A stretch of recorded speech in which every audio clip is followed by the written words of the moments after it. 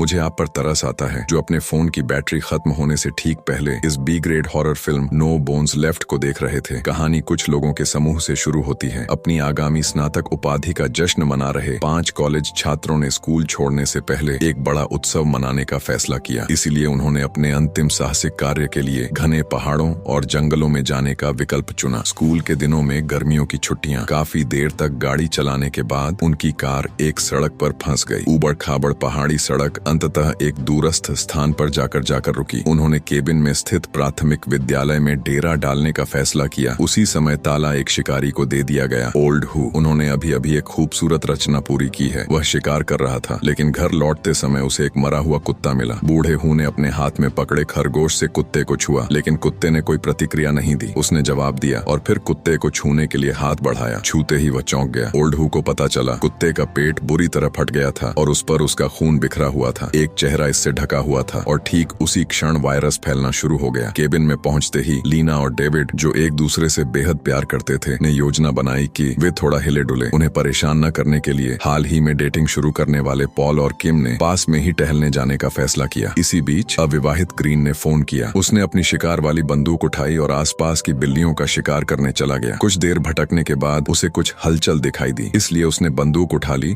और बिल्ली को जान से मारने का इरादा किया। एक ही वार। यह चीख सुनकर ग्रीन ब्रदर को एहसास हुआ कि उसने अभी जो वार किया था वह कोई एक जोरदार वार नहीं था। वह तुरंत आगे बढ़कर जांच करने लगा और उसी क्षण वह आदमी जूली रेंग कर बाहर निकली। क्या वह ओल्ड हु नहीं था? ओल्ड हु का खून से लथपथ चेहरा देखकर ग्रीन इंक भयभीत हो गई। ग्रीन ब्रदर खुद को समझाने की पूरी कोशिश कर रहा था। लाओ हु के दृढ़ निश्चय के बावजूद वह अविचलित रहा और लगातार भाई लू के पास जाकर उनकी मदद मांगता रहा। लाओ हु को देखकर भाई लू पूरी तरह से अचंभित होकर वह केवल अपनी बंदूक से उन्हें धमका सकता था। केबिन में वापस आकर ग्रीन ने डेविड और दूसरों को जाल के बारे में नहीं बताया। समय जल्दी ही रात हो गई और समूह जलती हुई आग के चारों ओर बैठकर पॉल की डरावनी कहानियां सुनने लगा। असल में माहौल काफी खुशनुमा होने वाला था, लेकिन फिर अचानक एक बिन बुलाया मेहमान, दाढ़ी वाला एक आदमी जिसका नाम क्योंगसी था, भी यहाँ घूमने आया था और वह चाहता था कि डेविड और उसके दोस्तों के साथ उनकी अलाव पार्टी में शामिल हों। डेविड और उसके दोस्त शुरू में तो विरोध कर रहे थे, लेकिन जब उस बेचारे ने अपनी जेब से मारिजुआना निकाला तो उन्होंने तुरंत अपना मन बदल लिया। अपना इरादा बदलने के बाद एजेंट ने गरीबों को उत्साहपूर्वक आमंत्रित भी किया। सिल्क उसके बगल में बैठ गई। हालांकि इससे पहले कि वे ज्यादा देर तक बातचीत कर पाते, आकाश से कई आवाजें गूंज उठीं। बिजली कड़कने से अलाव पार्टी का मजा किरकिरा हो सकता है। बेचारा सैन जाना चाहता था, लेकिन डेविड और बाकी लोगों ने उसे रोक लिया। लगता है गांजे का आकर्षण ही उसे रोक पाया। यह वाकई बहुत बड़ा है, बेचारे ने कहा। गांजा मेरे तंबू तक आने जाने में केवल 20 या 30 मिनट लगते हैं। अंदर पहुंचने के बाद हैंक तुरंत केबिन में जाकर बड़ा, उनकी रक्षा करो। रात काफी हो चुकी थी और वे बातें कर रहे थे। समूह को अचानक दरवाजे पर दस्तक सुनाई दी। उन्हें लगा कि पुअर सिल्क आखिरकार आ ही गई है। हालांकि जब डेविड दरवाजा खोलते ही मैंने जो देखा वह घावों से ढका हुआ चेहरा था। बूढ़ा हूँ। यह देखकर कि बूढ़े हूँ ने उसे पहचान लिया है, लू ने जल्दी से दरवाजा बंद कर दिया और अपने साथियों से कहा, बूढ़े हूँ को संक्रामक रोग है, हमें उसे किसी भी कीमत पर अंदर नहीं आने देना चाहिए। चलो। तभी बाहर से इंजन की आवाज आई। पता चला कि ओल्ड हु अपनी कार लेकर जाने की तैयारी कर रहे थे। अस्पताल में बिजली आ गई थी। कई हट्टे कट्टे आदमियों ने झटपट अपने हथियार उठा लिए। उन्होंने उन्हें रोकने के लिए इंटरनेट से बाहर कदम रखा। कई लोगों के हमले के बावजूद लाओ हु ने कार से बाहर निकलने से इनकार कर दिया और यहाँ तक कि खून की उल्टी भी कर दी। कार उल्टी से भरी हुई थी। उल्टी करने के बाद लाओ हु धीरे से कार से बाहर निकली और मिंग, झिंजी और एक अन्य व्यक्ति उसकी ओर बढ़े। लाओ हु को कदम दर कदम पास आते देख लीना ने जल्दी से मिर्च का स्प्रे लाओ हु के चेहरे पर लगा। बूढ़े हु ने दर्द से अपनी आंखें ढक लीं, लेकिन फिर भी आगे बढ़ना नहीं छोड़ा। जब उसने देखा कि मौखिक हमले बेअसर हो रहे हैं तो पॉल के पास आग में घी डालने के अलावा कोई चारा नहीं बचा। अगर लाओ हु के कपड़े भयंकर आग में धकेल दिए जाएं तो लाओ हु के पास घबराहट में भागने के अलावा कोई विकल्प नहीं बचेगा। अगला दिन जल्दी आ गया, लेकिन दुर्भाग्य का सिलसिला जारी रहा। बात यहीं खत्म नहीं हुई थी। जीप तो खराब हो ही गई थी, साथ ही दूर दराज के इलाके और मोबाइल फोन सिग्नल न होने के कारण वे आगे भी संपर्क नहीं कर पा रहे थे। पुलिस को फोन करने से केवल हर जगह तलाशी की अनुमति मिलती है और हमेशा कुछ न कुछ संभावना रहती है। कोई और मदद नहीं कर सका और पॉल जिंजर की देखभाल के लिए केबिन में ही रुक गया। इसी समय कैमरा यह लाओ हु को दिया गया था। स्पष्ट है कि उनकी मृत्यु इसी स्थान पर हो चुकी थी। जंगल में पानी का स्टेशन। ओल्ड हु एक संक्रामक वायरस से संक्रमित है, जिसका मतलब है कि अगर कोई भी यहाँ का पानी पीने से संक्रमण हो सकता है। पॉल और बाकी लोग इस बात से अनजान थे कि उस रात जो कुछ हुआ उसके बाद जिंजर की मानसिक स्थिति स्पष्ट रूप से बहुत अच्छी नहीं थी। इसलिए विचारशील पॉल ने उसके लिए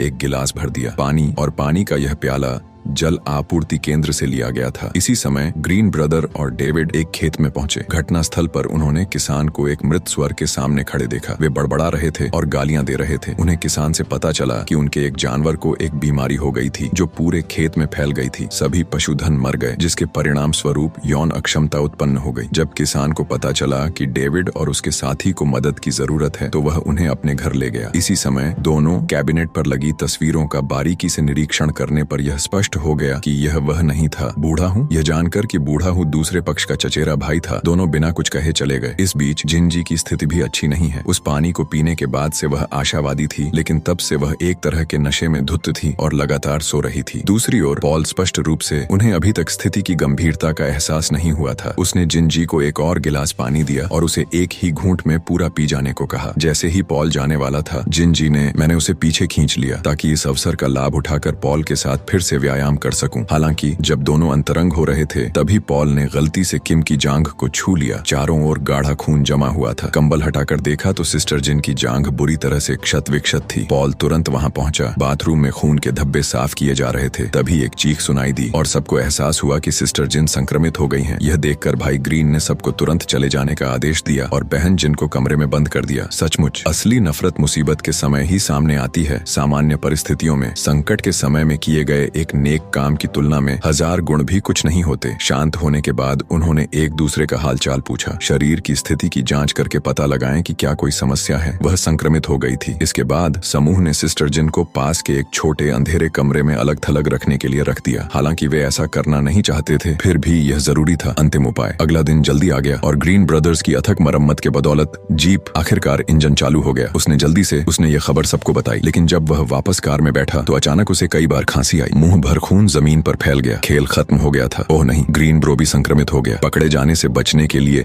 उसने शांत होने का नाटक किया और कहा शब्द, लेकिन अप्रत्याशित रूप से ठीक उसी समय जब वे लड़ रहे थे, जब वे सिस्टर जिन को कार में बिठा रहे थे, तभी अचानक उन्होंने कई घूंट खून की उल्टी कर दी, जिससे कार फिर से गंदी हो गई। कुछ तो गड़बड़ थी। ग्रीन ब्रदर ने भी अपना स्वार्थ दिखाया। उसने इंजन स्टार्ट किया और पीछे मुड़े बिना गाड़ी चलाकर चला गया। जिन को वह मौत के कगार पर देखता रहा। बहन डेविड के पास और भी विचार थे।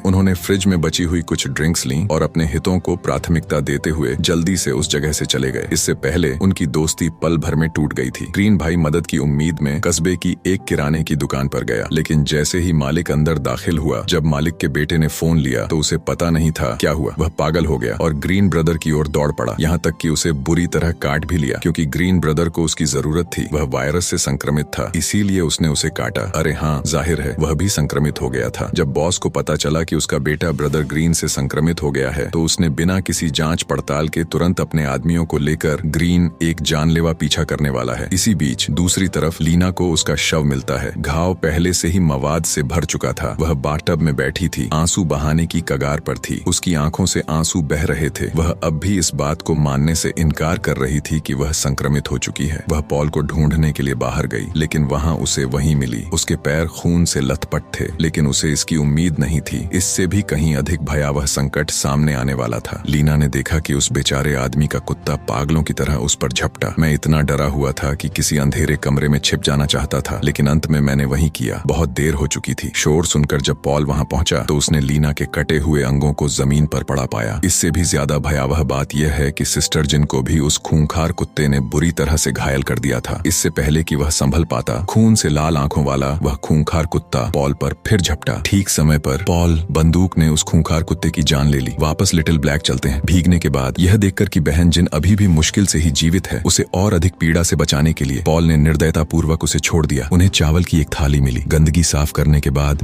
रॉबिन तुरंत भागना चाहता था, लेकिन जब उसने दरवाजा खोला तो उसने ग्रीन ब्रदर को खून से लथपथ देखा। इसलिए लुओ ने जल्दी से उसे घर के अंदर खींच लिया, जबकि बूढ़ा आदमी बोर्ड पर मौजूद तीनों आदमी उसके पास पहुंच गए थे। यह देखकर ग्रीन ब्रदर ने दौड़ना बंद करने का फैसला किया। उसने खुद को पॉल को उस समय निर्णायक कदम उठाने के लिए उकसाने के लिए चारा इस्तेमाल किया गया जब वह सतर्क नहीं था। हमले के बाद उसके एक आदमी ने गलती से अपनी बंदूक चला दी, जिससे उसका बॉस घायल हो गया, जबकि पॉल, जिसके पास केवल एक पेंच था, उसने चाकू से तीनों सरगनाओं को मार डाला। ऐसा लग रहा था बॉस ने भागने की कोशिश की, लेकिन पॉल, जो उतना ही खूनी था, ने उसे लकड़ी के डंडे से गोद कर मार डाला। इस प्रकार पॉल अपने थके हुए शरीर को घसीटते हुए हाईवे पर, लोगों ने उसका चेहरा खून से लथपथ देखा, लेकिन किसी ने भी रुककर उसकी मदद करने के बारे में नहीं सोचा। जल्द ही पॉल वह थकान से सड़क पर गिर पड़ा और संयोगवश एक ट्रक ड्राइवर ने उसे पहले से ही चुन लिया था। और जब पॉल जागा तो उसने खुद को अस्पताल में पाया और शरीर की हालत भी धीरे धीरे बिगड़ने लगी। डॉक्टर और पुलिस उससे इस मामले के बारे में पूछताछ कर रही थी और पॉल ने पिछले कुछ दिनों के अपने अनुभवों को बताया। दुर्भाग्यवश, हालांकि कस्बे में सीमित चिकित्सा संसाधनों के कारण वे पॉल के शरीर से वायरस को हटाने में भी असमर्थ रहे। वायरस के प्रसार को रोकने के लिए पुलिस ने उन्हें एक साहसिक विचार आया, गुप्त रूप से सुरक्षा का जिम्मा अपने हाथ में ले लेना। लुओं को फांसी दे दी गई और फिर रात भर में बड़ी संख्या में पुलिस अधिकारियों को शव को नष्ट करने और अपराध को छिपाने के लिए जंगल में भेजा गया। इसी बीच फिर डेविड अचानक झाड़ियों से बाहर निकला और चला गया। बची हुई शराब ने उसे कुछ दिनों तक सहारा दिया, इसलिए उसने अपने दोस्तों का हालचाल जानने के लिए केबिन में लौटने का फैसला किया। जमीन पर टूटी हुई डालियां और दीवारें देखकर वह स्तब्ध रह गया और जब उसने दरवाजा खोला तो सड़ते हुए शवों को देखकर वह भयभीत हो गया। तभी उसे एहसास हुआ कि उसके सभी दोस्तों की दुखद मौत हो गई थी। हालांकि उसके दिल में दुख नहीं, बल्कि आत्मसंतोषजनक खुशी का भाव रह गया था। डेविड को पुलिस ने गोली मारकर हत्या कर दी, क्योंकि पुलिस ने उसे वायरस का वाहक समझ लिया था। अंततः पुलिस ने उस जगह को जलाकर राख कर दिया। सब कुछ इस उद्देश्य से किया गया था कि कोई अवशेष न बचे, और मुझे लगा कि कहानी यहीं खत्म हो जाएगी। लेकिन जब एक दोपहर 2 बच्चे